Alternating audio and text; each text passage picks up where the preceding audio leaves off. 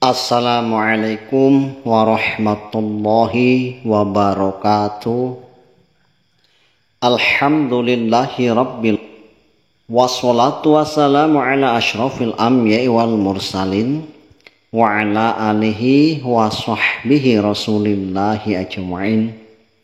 Allahumma sholli ala sayyidina Muhammad wa ala alihi sayyidina Muhammad. Alhamdulillah, hadirin sobatku rahimakumullah. Marilah senantiasa sama-sama kita untuk memanjatkan rasa syukur kita kepada Allah Subhanahu wa ta'ala atas kesehatan yang telah tercurah kepada kita, sehingga kita dapat melaksanakan perintah-perintah Allah Subhanahu wa ta'ala. Sholawat dan salam mari sama-sama kita sanjung sajikan kepada Nabi kita Muhammad sallallahu alaihi wasallam sebagai rahmatan lil alamin, sebagai pemberi syafaat kepada umatnya. Kita berharap semoga kita akan tercurah syafaat dari beliau. Hadirin sobatku yang dirahmati Allah Subhanahu wa ta'ala, dalam kehidupan di dunia ini tentunya seseorang menginginkan kebahagiaan, mendambakan keselamatan. Apalagi tatkala seseorang sudah meninggalkan dunia ini. Ini adalah perkara yang sangat besar, karena yang akan dihadapi adalah perkara yang tidak ada habisnya. Kalau kita hidup di dunia ini masih mempunyai batasan waktu kita untuk bertempat tinggal di dunia ini, hingga akhirnya kita pun akan meninggalkan. Tetapi hadirin sobatku, tatkala seseorang sudah di dalam kubur, maka ini adalah awal dari segala-galanya. Tatkala seseorang yang dimasukkan di dalam kubur ia selamat, maka jalan untuk selanjutnya menuju jalan yang panjang, jalan yang kekal dan abadi pun akan selamat. Tetapi ingat, tatkala seseorang dimasukkan ke dalam kubur, ia mendapatkan siksa, ia mendapatkan azab, maka itu awal dari segala-galanya. Maka dalam perjalanan yang panjang, perjalanan yang kekal dan abadi, dia di keselamatan terus menerus akan mendapatkan azab dan siksa. Na'udzubillahi min dzalik. Nah, dalam kesempatan kali ini ada satu amal yang diajarkan oleh Rasulullah sallallahu alaihi wasallam yang pasti akan menyelamatkan kita dari azab kubur, akan menyelamatkan kita dari siksa kubur. Sudah otomatis apabila seseorang terselamat dari azab kubur, maka dia akan selamat untuk seterusnya. Amalan ini hadirin sobatku sangat ringan, sangat mudah, siapapun bisa mengucapkannya, yaitu zikirullah ataupun zikir kepada Allah Subhanahu wa ta'ala. Hadirin sobatku yang dirahmati Allah Subhanahu wa ta'ala, siksa kubur sangatlah mengerikan. Yang mengetahuinya adalah orang-orang yang telah membaca hadis-hadis Nabi Sallallahu Alaihi Wasallam, memahami tentang penjelasan Rasulullah Sallallahu Alaihi Wasallam tentang betapa dahsyatnya siksa kubur. Apabila seorang sahabat Utsman, ini orang yang dekat dengan Nabi, imannya betul, imannya lurus, maka tatkala beliau pergi ke kuburan, setibanya di sana ia akan terus menangis dengan terisak-isak, menangis dengan keras, sehingga dengan tangisannya tersebut janggut beliau basah oleh air mata. Tatkala beliau ditanya oleh seseorang, Mengapa engkau menangis setelah engkau berdiri di atas kuburan, sementara tatkala engkau mendengarkan nasihat dari Rasulullah Sallallahu Alaihi Wasallam, engkau tidak pernah menangis, walaupun nasihat beliau penjelasan tentang neraka. Maka beliau pun menjawab, sesungguhnya kubur ini adalah tempat pemberhentian pertama di akhirat. Siapa yang selamat dari tempat pertama ini, ia akan selamat di tempat yang lainnya. Barang siapa dia tidak selamat di tempat ini, maka ia akan mendapatkan kesulitan di tempat-tempat berikutnya. Lalu ia membacakan hadis Nabi Sallallahu Alaihi Wasallam, menyampaikan hadis Rasulullah Sallallahu Alaihi Wasallam, aku tidak pernah menyaksikan pemandangan yang sangat menakutkan selain siksa kubur. Hadirin sobatku yang dirahmati Allah Subhanahu wa taala. Bahkan istri Nabi Sallallahu Alaihi Wasallam, Aisyah radhiyallahu anha pun berkata, setiap selesai sholat Rasulullah Sallallahu Alaihi Wasallam selalu memohon perlindungan kepada Allah Subhanahu wa taala dari kengerian siksa kubur.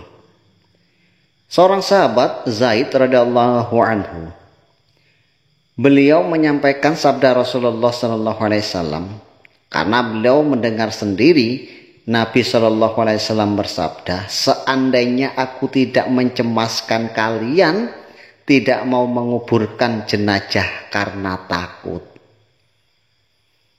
niscaya aku akan berdoa kepada Allah agar diperdengarkan siksa kubur kepada kalian.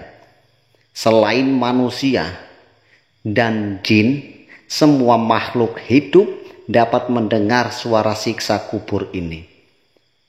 Dan sebuah hadis menyebutkan, ketika Nabi Shallallahu Alaihi Wasallam berada dalam suatu perjalanan, setibanya dalam perjalanan tersebut, kemudian tiba-tiba onta yang ia tunggangi itu berhenti. Kemudian Nabi Shallallahu Alaihi Wasallam ditanya oleh para sahabat, mengapa onta ini berhenti? Ya Rasulullah, ada apakah gerangan? Maka Nabi pun menyampaikan, seseorang sedang disiksa di dalam kuburnya. Karena kerasnya, karena pilunya, suara siksaan itulah yang membuat onta ini pun tidak mau berjalan. Begitulah ngerinya hadirin yang dirahmati Allah Subhanahu wa taala. Maka dalam hal ini Nabi mengkhawatirkan kita, mengkhawatirkan umatnya, maka beliau memberikan suatu penjelasan. Beliau memberikan jalan keluar agar kita mengamalkan suatu zikir, agar kita senantiasa berzikir kepada Allah. Agar apa hadirin sobatku? Agar kita terhindar dari siksa kubur ataupun azab kubur yang sangat keras tersebut. Mari kita dengarkan hadis Nabi Sallallahu Alaihi Wasallam. An Mu'adz bin Jabal radhiyallahu anhu qala Rasulullah sallallahu alaihi wasallam, ma amali adiyun amalu anjalahu min azabil qabri min zikrillah. Sabda Rasulullah sallallahu alaihi wasallam dari Mu'adz bin Jabal. Beliau bersabda, Rasulullah sallallahu alaihi wasallam bersabda, tidak ada amalan seseorang yang lebih menyelamatkan dirinya dari siksa kubur daripada zikirullah. Hadis riwayat Ahmad. Hadirin sobatku yang dirahmati Allah Subhanahu wa taala, dengan kita mengetahui perkara yang penting ini, hendaknya jangan kita sia-siakan lagi. Ingat, kubur sudah jelas menanti kita. Tempat yang kita takutkan sudah pasti, kita akan berdiam di sana, berdomisili di sana, kekal dan abadi. Hadirin sobatku yang dirahmati Allah Subhanahu wa Ta'ala, nasihat-nasihat Nabi kepada sahabatnya tentang kengerian kubur ini tidak tanggung-tanggung. Ada sebuah hadis yang menjelaskan, ketika Nabi melewati 2 kuburan, beliau bersabda, 2 ahli kubur ini sedang disiksa. Yang seorang disiksa karena namimah ataupun suka mengadu domba. Dan yang satunya lagi karena tidak berhati-hati ketika buang air. Berapa banyak di antara kita yang meremehkan masalah istinja. Dengan tidak berhati-hati masalah istinja ini, masalah buang air ini, maka kubur pun akan menanti kita. Siksanya, azabnya akan menunggu kita. Hadirin sobatku yang dirahmati Allah Subhanahu wa Ta'ala. Sebagian ulama berkata, kurang hati-hati dalam menjaga buang air adalah perkara dosa besar. Karena ini perkara yang menentukan seseorang. Intinya, tatkala seseorang sering berzikir, maka ia akan terhindar dari siksa kubur. Bahkan kata Nabi Sallallahu Alaihi Wasallam, ini perkara yang lebih menyelamatkan dari azab kubur. Siksa kubur adalah sesuatu yang sangat dahsyat. Jika kurang berhati-hati, bahkan kita menyepelekan perkara ini, apalagi kita tidak mau belajar dengan perkara ini, maka ingat, kubur sudah dipastikan akan menanti kita. Siksanya sudah dijamin akan menunggu kita. Siapa yang sanggup menghadapi siksa tersebut? Yang telah dikabarkan oleh Nabi Shallallahu Alaihi Wasallam ini adalah perkara yang penting. Inilah kemurahan Nabi Shallallahu Alaihi Wasallam. Beliau tidak ingin melihat umatnya dalam kesengsaraan, diazab, dikubur, bahkan di neraka nanti. Maka beliau mengabarkan satu perkara yang akan menyelamatkan kita dari siksa kubur. Untuk itu, dengan hadis yang pendek ini, hendaknya kita amalkan. Walaupun hadis ini pendek, tetapi memberikan makna yang panjang. Walaupun hadis ini kecil, memberikan pengertian yang besar. Pemahaman agar kita senantiasa berhati-hati dan mengamalkan zikirullah agar terhindar dari siksa kubur.